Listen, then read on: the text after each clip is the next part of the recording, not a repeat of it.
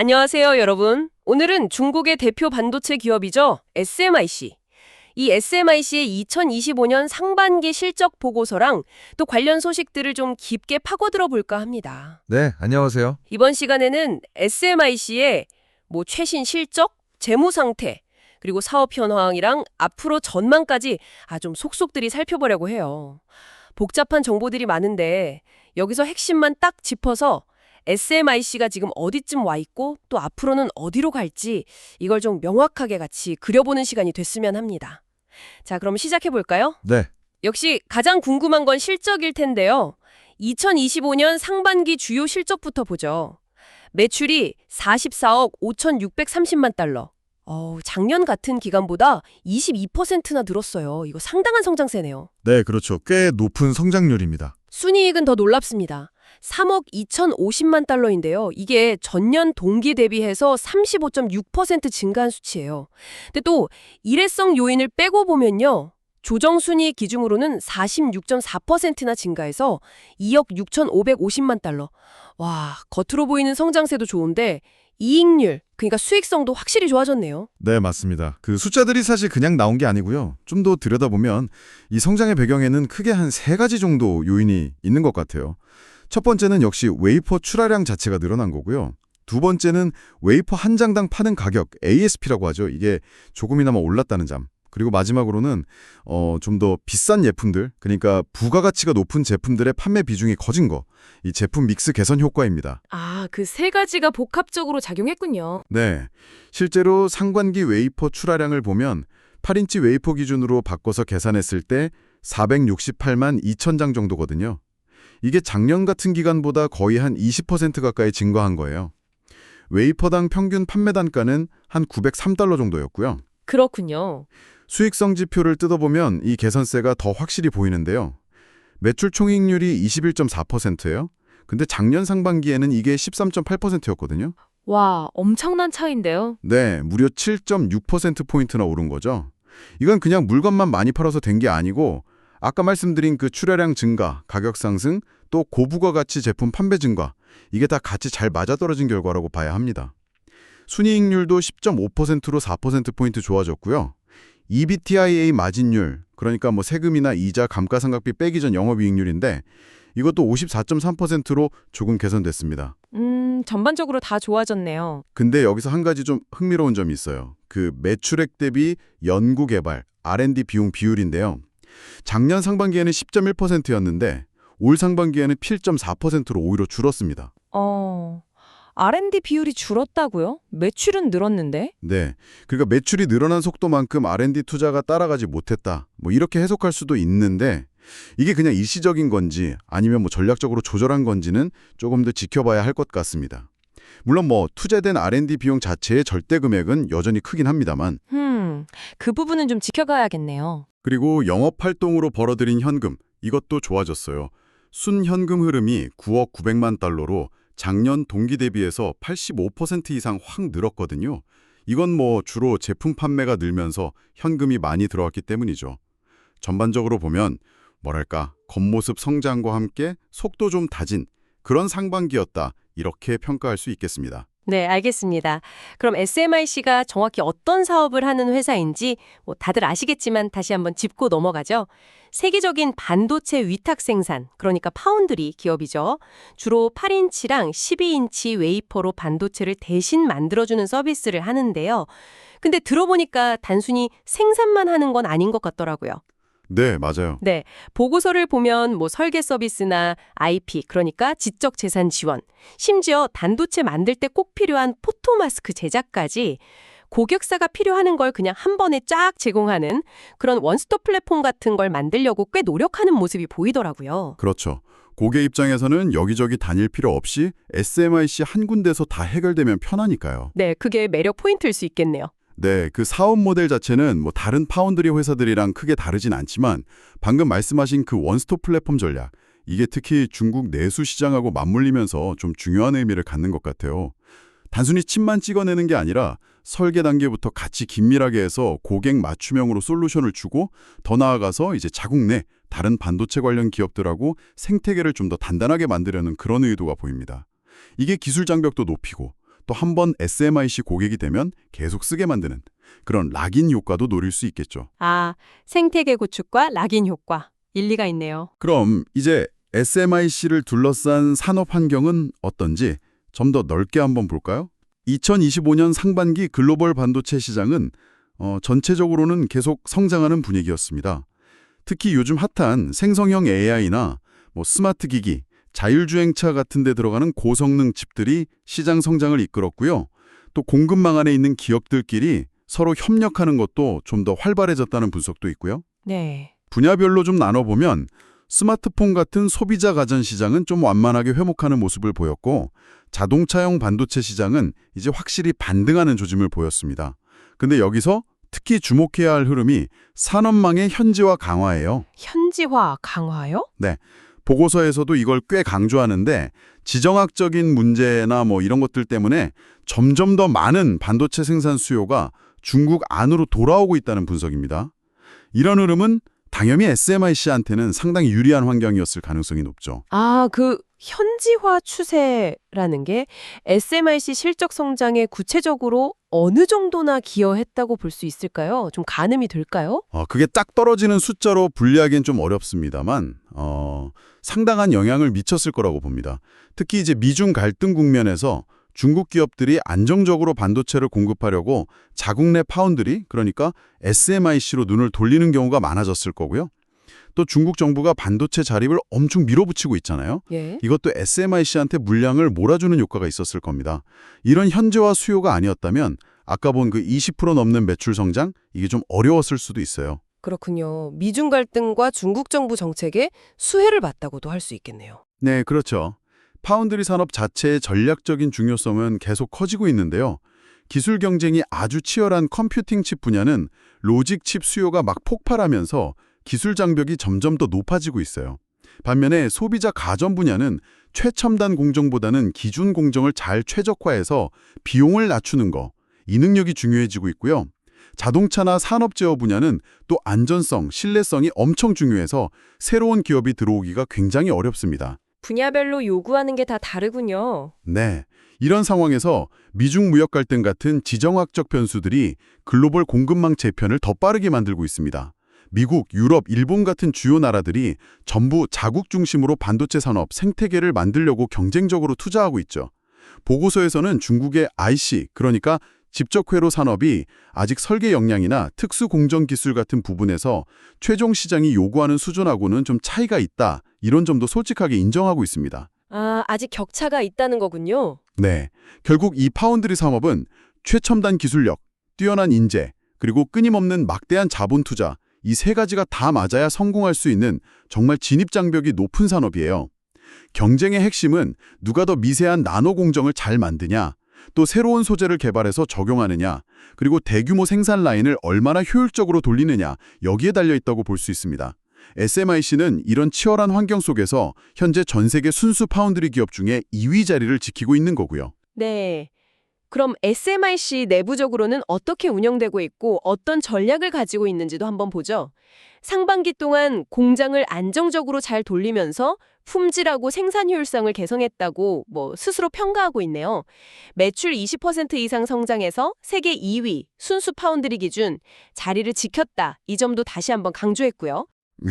자평이긴 하지만 성과가 좋았던 건 사실이니까요. 생산 능력 확충도 계획대로 잘 진행 중이라고 합니다. 상반기에만 월 2만 장 규모, 이건 12인치 웨이퍼로 환산한 기준인데요. 이 정도 생산 능력을 더 늘렸고 공장 가동률은 업계 최고 수준을 유지했다, 이렇게 밝혔습니다.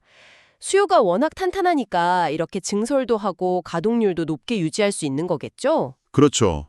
수요가 없으면 공장을 놀릴 수밖에 없으니까요. 가동률이 높다는 건 그만큼 주문이 계속 들어온다는 뜻이죠. 그리고 R&D 투자와 플랫폼 구축을 통해서 제품 경쟁력하고 시장 영향력도 강화했다고 자평했습니다. 그 외에도 산업 생태계 안에 있는 다른 기업들하고 협력을 강화하고 대학이나 연구기관하고 손잡고 인재를 키우는 모델을 만들고 또 회사 운영을 디지털로 전환하고 경영 효율화하려고 노력하는 등등 여러 방면으로 힘쓰고 있다는 내용도 언급됐습니다. 그 운영 측면에서 업계 최고 수준의 가동률을 유지했다는 점, 이거는 좀 눈여겨볼 만합니다. 단순히 주문이 많다는 의미를 넘어서 SMIC 생산 관리 능력이 상당한 수준에 올라왔다는 걸 보여주는 지표거든요. 아, 그렇군요. 네. 그리고 꾸준히 생산 능력을 늘리는 건 지금 당장의 수요뿐만 아니라 미래 성장을 위한 상당히 공격적인 투자로 볼 수 있고요. 시장 점유율을 더 늘리겠다는 강한 의지를 보여주는 대목입니다. 미래를 보고 계속 투자하는 거군요. 위보 아까 말씀하신 파트너십 강화나 인재 개발, 디지털 전환 같은 노력들은 단기적인 성과보다는 좀 더 길게 보고 장기적인 경쟁력을 확보하기 위한 포석이라고 봐야 합니다. 특히 지금 미국의 제재 같은 지정학적인 어려움 속에서 안정적으로 부품이나 소재 공급망을 확보하고 핵심 기술 인력을 지키는 거, 이건 SMIC에게는 거의 생존과 직결된 문제일 수 있어요. 대학이나 연구소하고 협력을 강화하는 것도 외부의 기술과 인력을 적극적으로 좀 끌어들이려는 전략으로 풀이됩니다. 네, 장기적인 관점에서 기반을 다지는 노력이군요. 그렇다면 SMIC가 내세우는 핵심 경쟁력, 이걸 좀 구체적으로 정리해 볼까요? 보고서 내용을 보면 첫째는 R&D 플랫폼입니다. 시장 요구에 맞춰서 공정 기술을 개발하고 혁신하는 역량을 갖췄다. 이걸 강조하고요. 네, 기술 개발 능력. 둘째는 우수한 R&D팀. 셋째는 다양한 제품을 만들 수 있는 기술 플랫폼하고 브랜드 인지도, 로직 IC, 전력 반도체, 아날로그 반도체, 비휘발성 메모리, 이런 여러 종류의 반도체를 양산할 수 있는 능력이 있다 이거죠. 넷째는 지식재산권입니다. 2025년 6월 말 기준으로 특허가 14,215건이나 된대요. 이 중에 발명 특허가 13,422건, IC 회로 설계건이 94건. 와, 양적으로는 정말 상당한 규모네요. 네, 특허 수가 많네요. 다섯째는 글로벌 운영 네트워크하고 공급망 파트너십. 마지막 여섯째는 품질 및 환경 경영 시스템입니다.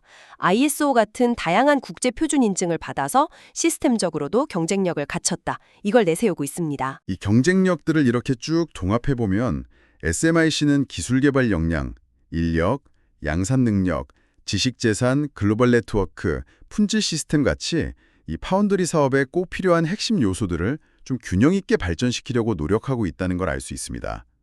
특히 아까 말씀하신 14천 건 넘는 특허, 이건 후발주자로서 기술 장벽을 넘어서고 좀 독자적인 기술 영역을 확보하려는 노력을 보여주는 중요한 지표 중 하나라고 볼 수 있습니다. 물론 특허의 질적인 측면은 또 별도로 평가해야겠지만요. 양도 중요하지만 질도 중요하겠죠? 그렇죠. 또 다양한 기술 플랫폼을 갖추고 있다는 거. 이건 특정 시장 경기가 안 좋을 때 다른 시장에서 좀 만회할 수 있는 일종의 위험 분산 효과를 줍니다. 여러 응용 분야 고객들 요구에 좀 유연하게 대응할 수 있다는 장점도 있고요. 각종 국제 표준 인증을 받았다는 건 특히 품질하고 신뢰성이 아주 중요한 자동차나 산업용 반도체 시장에 진출하는데 꼭 필요한 요소입니다. 단순히 기술력만 좋다가 되는 게 아니라 이렇게 체계적인 관리 시스템 역량까지 갖춰나가고 있다는 증거로 볼 수 있죠. 네, 다방면으로 경쟁력을 키우고 있군요. 그럼 R&D에 대해서 좀 더 자세히 들어가 볼까요?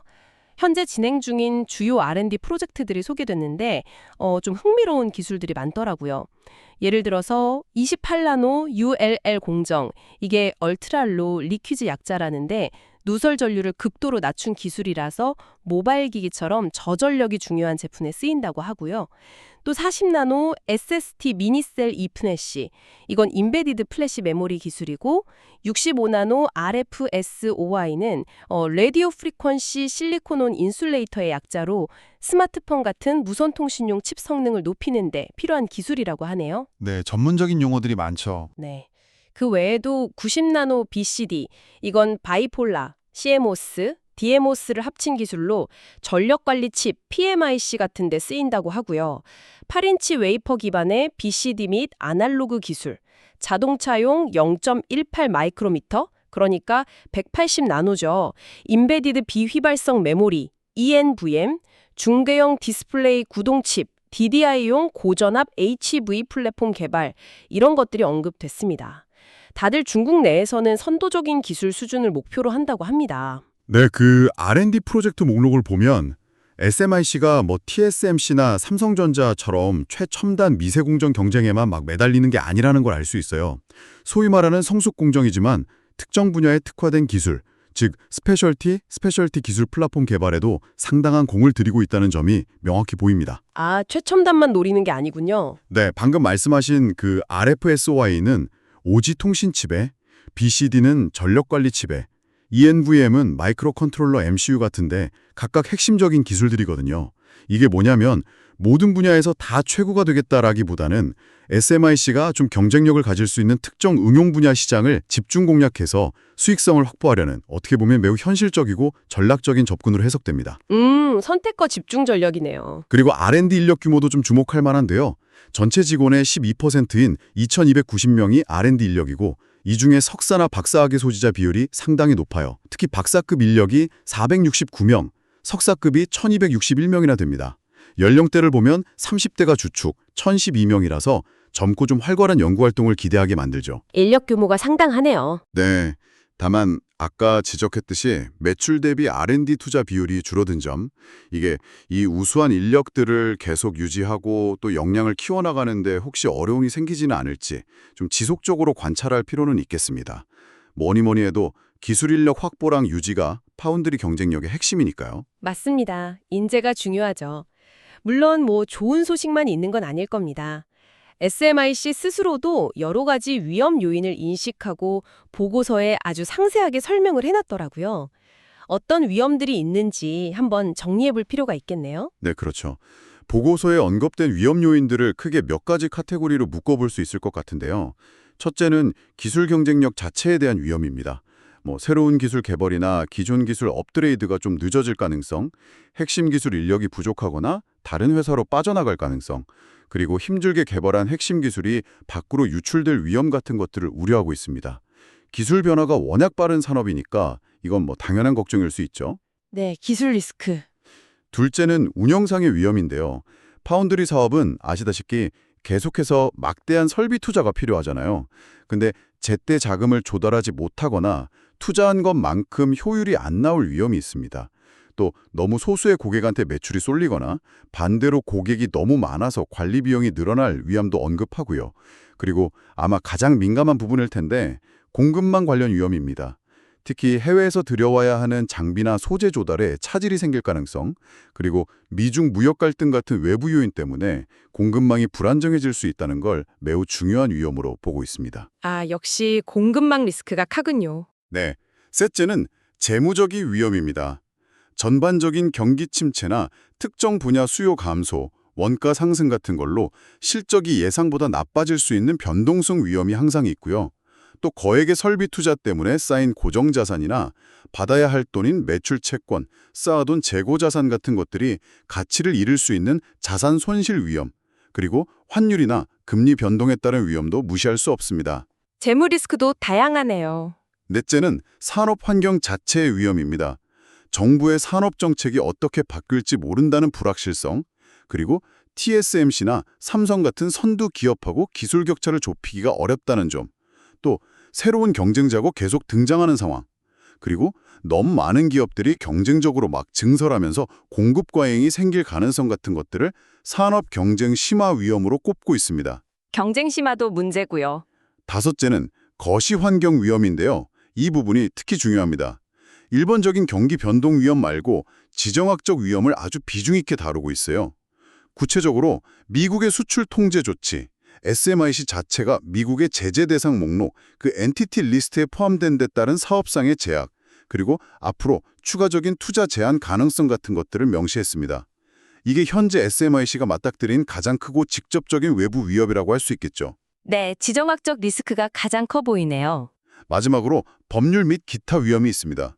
SMIC는 케이맨 제도에 설립된 회사라서 중국 본토법하고 차이에서 오는 문제, 또 법규가 바뀔 위험, 그리고 현재 미국의 PDF 솔루션스라는 회사하고 진행 중인 중재를 포함해서 각종 소송 위험 등을 언급했습니다. IT 시스템에 대한 사이버 공격 위협이나 화재, 지진 같은 자연재해 위험도 빼놓지 않았고요. 와, 정말 사업 환경 곳곳에 위험 요인들이 많네요. 이런 불확실성 속에서도 재무 상태는 그래도 비교적 안정적으로 유지하고 있는 것 같습니다. 2025년 6월 말 기준으로 총자산이 약 494억 달러, 총자본은 약 327억 달러 정도 되고요. 이 중에 실제 회사 주인 지분은 한 211억 달러 규모입니다. 네, 자산 규모는 상당하죠. 자산 구성을 보면 매출이 늘었으니까 받아야 할 돈, 즉 매출 채권이 늘어났고 미리 받은 선수금 성격의 계약 부채는 줄었습니다. 또 만기가 된 회사채를 갚으면서 부채 구조에도 좀 변화가 있었고요. 네. 여기서 특히 좀 눈에 띄는 점은 순부채가 마이너스 상태라는 거예요. 가지고 있는 현금성 자산하고 단기금융 자산을 합친 금액이 갚아야 할 총부채보다 더 많다는 뜻인데요. 이건 재무적으로 상당히 건전하다. 이런 긍정적인 신호로 해석할 수 있겠죠? 네, 맞습니다. 순부채가 마이너스라는 건 SMIC가 재무적으로 상당한 쿠션, 완충력을 가지고 있다는 걸 보여줍니다. 계속해서 대규모 투자가 필요한 파운드리 산업의 특성을 생각하면 이건 분명한 강점이죠. 당장 자금 압박에 시달릴 가능성이 낮다는 의미니까요. 네, 든든하겠네요. 다만 자본 지출, 즉 캐펙스라고 하는 설비 투자가 계속 생산 능력 확장에 집중되고 있다는 점은 좀 염두에 둬야 합니다. 지금 당장은 성장을 위해 필요하지만 미래에는 늘어난 설비에 대한 감가상각비 부담이 커질 수 있고요. 또 투자한 만큼 제대로 효율을 내는지 지속적으로 관리하는 게 중요해질 겁니다. 자금 조달 방식이 운영 현금 흐름, 은행 차입, 주식 발행 이렇게 좀 다변화되어 있다는 점은 재무적인 유연성 측면에서는 긍정적으로 보입니다. 알겠습니다. 그럼 주주 구성하고 지배 구조 쪽도 한번 살펴보죠.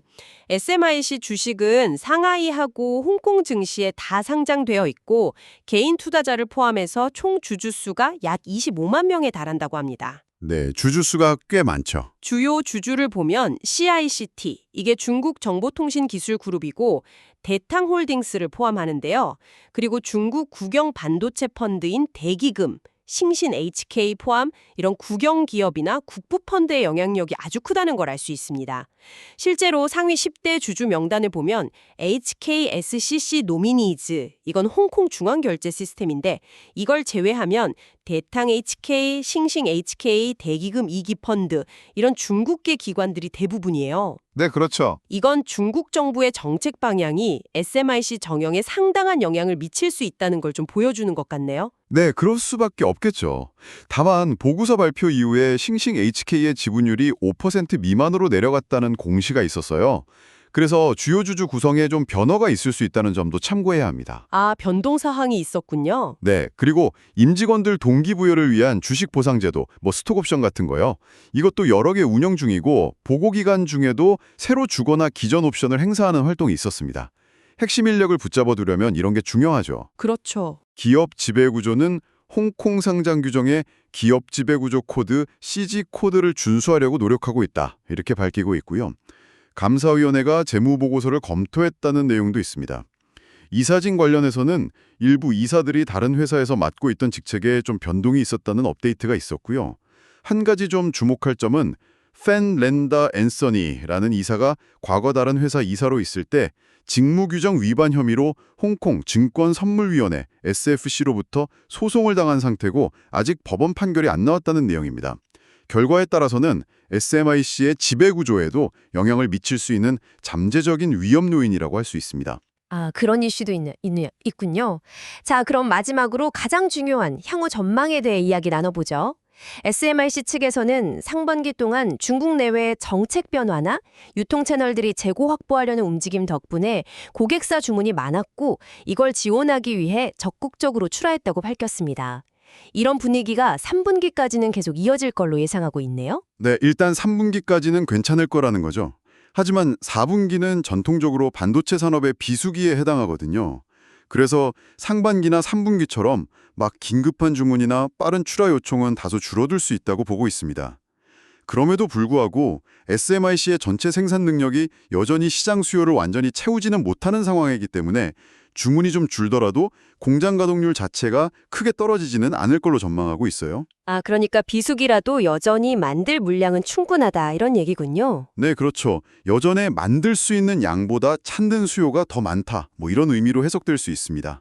SMIC는 올해 연간 목표로 외부 환경에 큰 변화가 없다면 동일 시장 내 경쟁사들의 평균 성장률을 넘어서겠다. 이렇게 상당히 자신감 있는 목표를 제시했는데요. 맞습니다. 성장세에 대한 자신감을 보여주는 목표 설정이지만 동시에 여러 가지 불확실성이 크다는 점도 인정하고 있습니다. 특히 미국의 관세 정책 변화 가능성, 계속되는 지정학적 긴장, 그리고 중국 외 신흥시장의 수요 회복세가 계속 이어질 수 있을지 이런 것들이 주요 변수라고 보고서에서도 언급하고 있거든요. 네, 변수가 많죠. 그래서 하반기에도 매출 성장을 지속하는 한편 AI나 자동차 같은 새로운 응용 분야를 개척하고 현재 짓고 있는 신규 공장 프로젝트를 차질 없이 진행하고 그리고 아까 말한 산학연 협력을 강화해서 핵심 경쟁력을 높이는 데 집중할 계획이라고 합니다. 결국 외부의 지정학적 리스크를 잘 관리하면서 내부적으로는 기술 경쟁력을 꾸준히 강화하는 것, 이게 하반기 운영의 핵심이 될 것으로 보입니다. 네, 오늘 SMIC의 2025년 상반기 실적을 통해서 현재 상황과 앞으로의 과제들을 좀 자세히 들여다봤습니다. 미국의 제재라는 큰 어려움 속에서도 중국 내수 시장의 성장과 현지화 트렌드에 힘입어서 견조한 실적을 기록했고 앞으로도 생산 능력을 계속 확장하겠다는 강한 의지를 확인할 수 있었습니다. 네, 그렇죠. 하지만 동시에 우리가 쭉 살펴본 것처럼 지정학적 긴장과 시장의 불확실성이라는 만만치 않은 위험 요인들을 안고 있는 것도 사실입니다. 앞으로 SMIC가 이런 복잡한 환경 속에서 핵심 사업의 경쟁력을 어떻게 지켜나가고 또 스스로 설정한 성장 목표를 실제로 달성할 수 있을지 꾸준히 지켜보는 것이 중요하겠습니다. 특히 선도 업체하고의 기술 격차를 좁히면서도 안정적인 성장을 계속 이어갈 수 있을지 이게 가장 큰 관전 포인트가 될 것 같습니다. 네, 맞습니다. 오늘 저희가 나눈 이야기가 여러분께서 SMIC라는 기업을 이해하시는데 조금이나마 도움이 되었기를 바랍니다. 다음 시간에 또 다른 흥미로운 주제로 찾아뵙겠습니다. 네, 감사합니다.